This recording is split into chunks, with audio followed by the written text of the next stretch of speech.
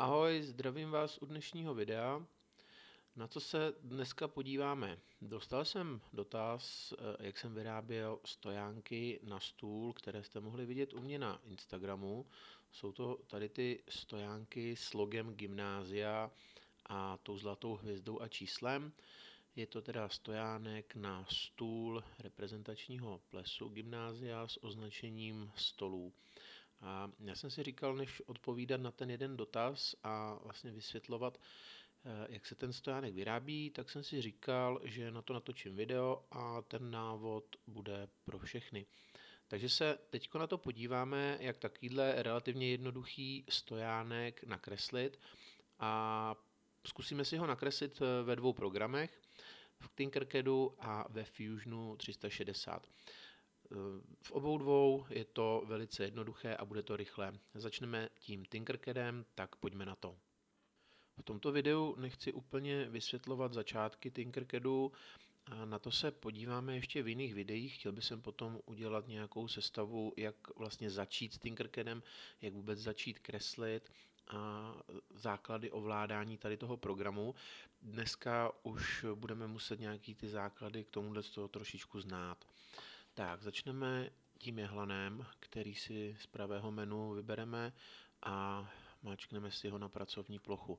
Ten můj stojánek je o rozměrech 7x7 cm, takže nastavíme 70, zmačknu tabulátor, tím mi automaticky přeskočí nastavení na druhou stranu, 70 a Entrem potvrdím.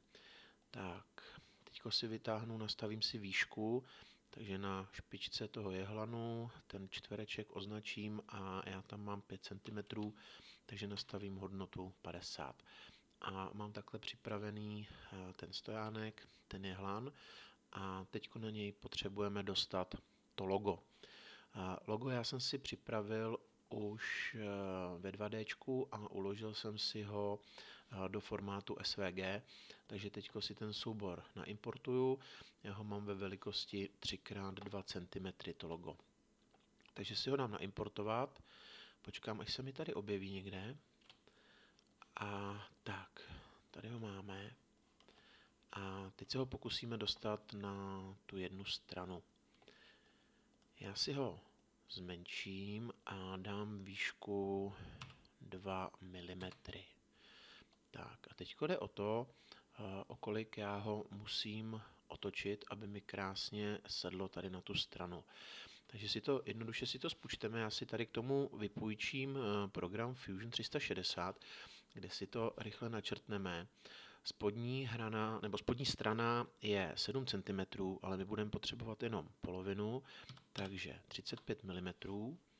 A na výšku jsme říkali, že ten jehlan nebo ten stojánek má 50 mm, 5 cm.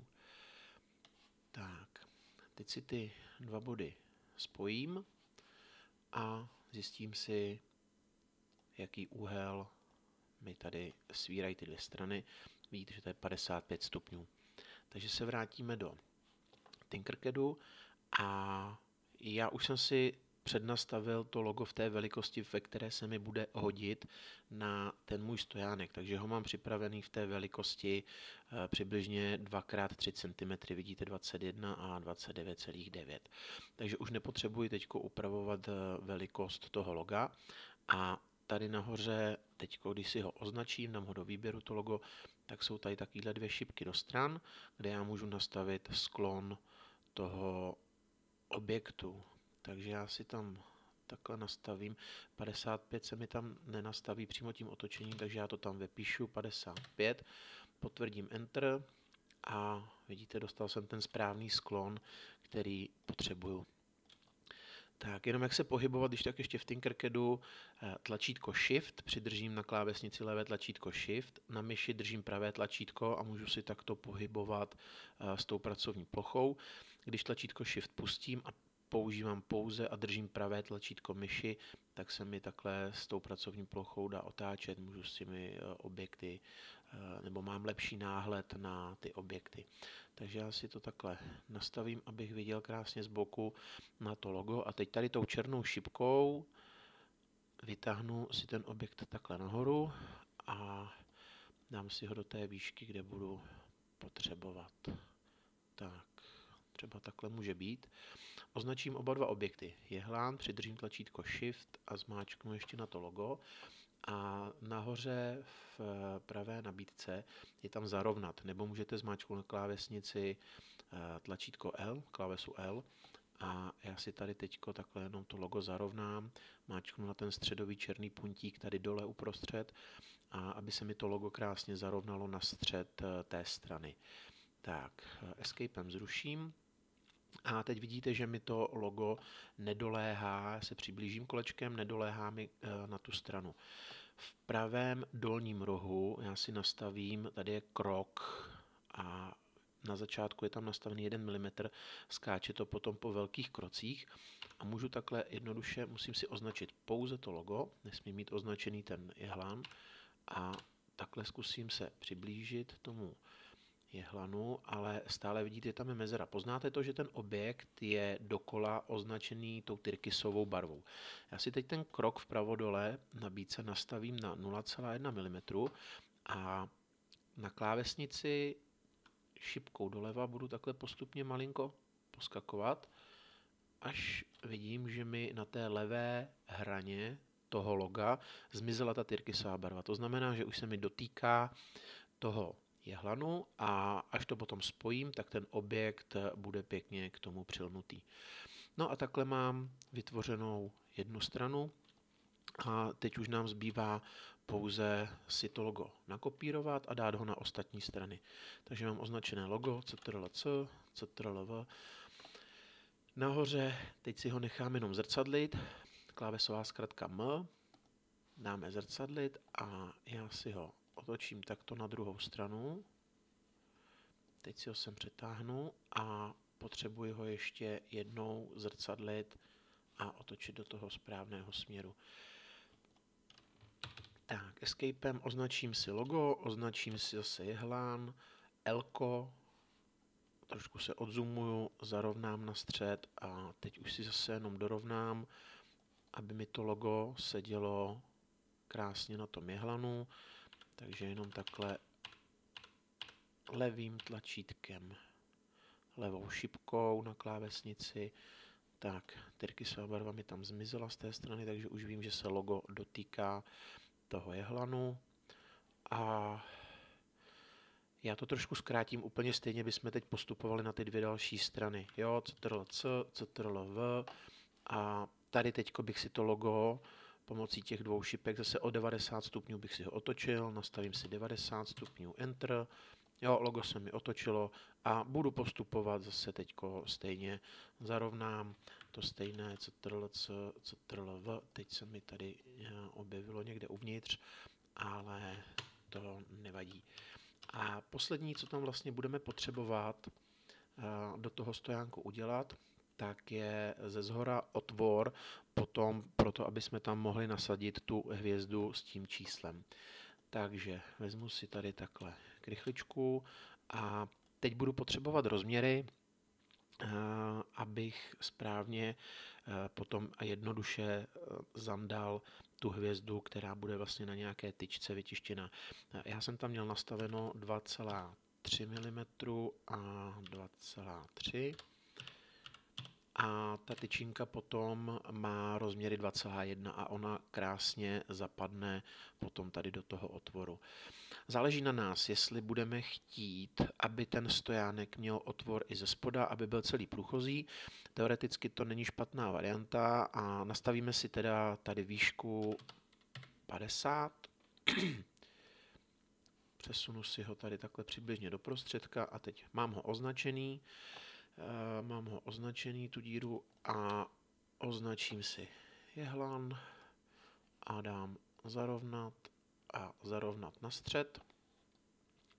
No a v tuto chvíli mám tam takhle krásně připravený ten otvor. Teď už mi stačí jenom dát CTRL-A, tím si označím všechny objekty, které tady mám připravené a potom tady nahoře máme seskupení, klávesová zkratka CTRL-G. Takže zmáčknu a všechno se mi dalo dohromady a vidíte, že máme stojánek hotový.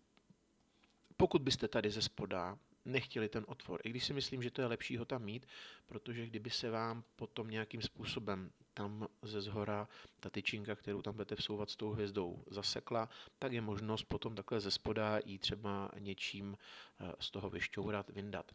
Ale pokud byste nechtěli, tak jednoduše tady za tu šipku si vytáhnete ten náš kvádr, snížíme tu výšku a teď už ze spoda tady ten otvor nebude. No takže takhle jednoduše udělat v Tinkercadu takovýhle stojánek s vlastním logem. Logo potom záleží na vás, jaké si nakreslíte ve 2D a naimportujete si ho v tom souboru SVG. Tak a teď se budeme podívat na ten Fusion. Teď zkusíme stejný objekt vytvořit ve Fusionu 360. Takže si otevřeme novou pracovní plochu. Soubor si uložíme, takže dáme save a uložte si ho pod nějaký svůj název. Vytvořím novou skicu, vytvořím si ji mezi osy X, Y a jdu vytvářet základnu toho jehlanu. Takže pod položkou Create, Rectangle, máme tady Center Rectangle, označím ten středový bod, roztáhnu trošku myší a nastavím hodnotu 70, tabulátor 70. Enterem potvrdím a mám vytvořenou v tuhle chvíli základnu pro ten jehlan. Takže dám vpravo Finish Sketch a teďko si ten jehlan vytáhnu. Takže dám v možnostích Create dáme Extrude a vytáhnu ho o 50 mm, výška toho jehlanu je 5 cm. A já tady mám teďko vpravo v nabídce Extrude, tak je tady, dali jsme distance teda 50 mm a máme tady taper angle 55 stupňů, ale co se mi stane? Když jsme použili těch 55 stupňů, on se mi takhle roztáhne do strany. Já naopak potřebuju, aby mi to šlo dovnitř, aby mi to šlo do té špičky, takže tam dám zápornou hodnotu, ale to bude málo. Vidíte, že minus 55 stupňů, tak by mi to končilo tady někde v polovině přibližně té výšky toho jehlanu, který chci. Takže já musím udělat 90 stupňů minus 55 a dostanu hodnotu 35.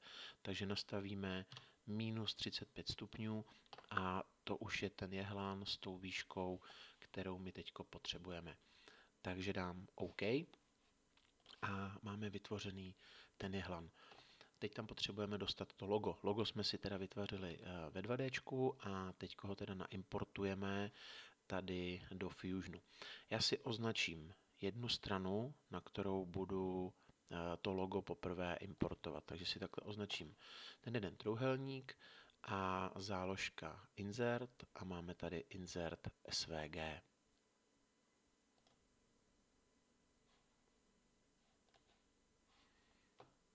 Najdu si logo, kde mám, potvrdím, vložím a tady se mi takhle objevilo na té straně, ale je takto malinké. Takže já si ho teď trošku upravím, co se týká velikosti. Takhle dvěma šipkama trošičku roztáhnu. Pomocí toho čtverce si ho můžu nastavit tak, jak budu potřebovat. Třeba takhle doprostřed na tu stranu. A potvrdím OK. Teď ho budu muset vytáhnout, aby dostalo teda nějakou tu hmotu, to Gčko, to logo, takže zase možnost Extrude, označím si to Gčko a vytáhnu o 2 mm. Tady operace nebudu dávat nové tělo, ale dám Join, aby se to připojilo k tomu jehlanu. Potvrdím OK. Tak a teďko to potřebuju dostat na všechny ostatní strany. Jak to uděláme? Nastavíme si konstrukční rovinu dole a je tady, nevím teď, jestli to správně přeložím, ale axis perpendicular to face at point. To zmáčkneme a označíme spodní stranu, takhle ten čtverec. A teďko ještě musíme nastavit bod, do kterého si vlastně vytvoříme svislou osu, okolo které potom budeme otáčet, vlastně kopírovat to naše logo. Takže ten bod bude tady takhle nahoře toho jehlanu. Takže já označím úplně tu špici toho jehlanu. Vidíte, že se mi tam vytváří kolečko a takhle se mi tam teďko skrz ten jehlan uprostřed vytvořila ta osa, okolo které já budu teďko otáčet to logo. Takže to ještě potvrdím. A teďko jdu do nabídky Create. A je tady pattern a je tady circular pattern. Označím a vpravo vidíte, že tu mám nabídku. Object type nastavím na futures a vyberu objekt, který chci teď kopírovat. Takže já si dole vlastně v línii toho postupu výroby, tak si označím tady to naše logo, takže mi krásně zmodral ten objekt toho loga, který chci kopírovat. A vpravo teďko se v té nabídce vidí tady axis, což je osa, takže mám vybrat osu, okolo které to chci vlastně otočit, okopírovat a teď označím tady tu tyrkysovou osu, která se nám tam vytvořila uprostřed toho jehlanu. A vidíte, že nám tam teď naskočily další dvě loga, tak jenom upravíme kvantity, protože máme 4 strany, tak nastavíme 4 loga a už chybí jenom potvrdit, takže OK a loga jsou na místě krásně takhle na všech stranách. No a poslední, co nám teď bude chybět, tak udělat zase skrz ten jehlán ten otvor.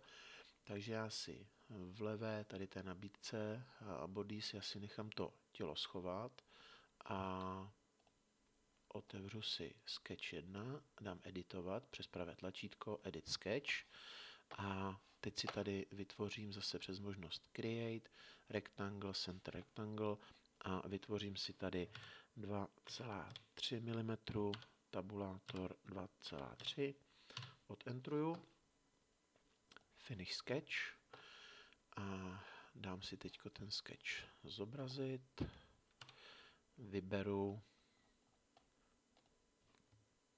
takhle ten 2,3x2,3 čtvereček, dám si zobrazit všechna těla, takže se mi teď objeví takhle ten objekt, mám označený ten čtverec dole, dám možnost Extrude, vytáhnu takhle nahoru a vidíte, že se nám tam objevuje červeně, to znamená, že už se nám tam vytváří ten otvor. Já vím, že má být 50 mm, tak necháme 50 a kdyby se nám tam takhle nevytvářelo červeně v pravé nabídce Extrude, máte tam úplně dole operace a nastavíte si tam Cut, jo? Což je výřez a takhle nám to vytvoří tu dílu. Potvrdím a máme hotovo. Vidíte, že ten výřez ze zhora budeme moct nasadit zase ten náš objekt s tou hvězdou a s tím číslem a takhle jsme hotoví. Takže už jenom uložit a vyexportovat pro tisk a můžeme ji tisknout. Takže doufám, že se vám ten návod líbil. Pokud se vám ten návod líbil, tak určitě budu rád za odběr mého kanálu. Návody na výrobu věcí pro 3D tisk určitě budou přibývat. A doufám, že se mi podaří vytvořit nějaký i souvislý, jednoduchý návod, jak začít s tím Tinkercadem. Ale to bude příště. Koukněte klidně na můj Instagram, Facebook, budu rád za všechny odběry, lajky. Koukněte i na můj e-shop, pokud by se vám něco líbilo na mém e-shopu www.printingtom.cz. Můžete si ode mě i něco koupit, já vám to z 3D tiskárny vytisknu. Mějte se krásně a zase někdy u dalšího videa. Ahoj.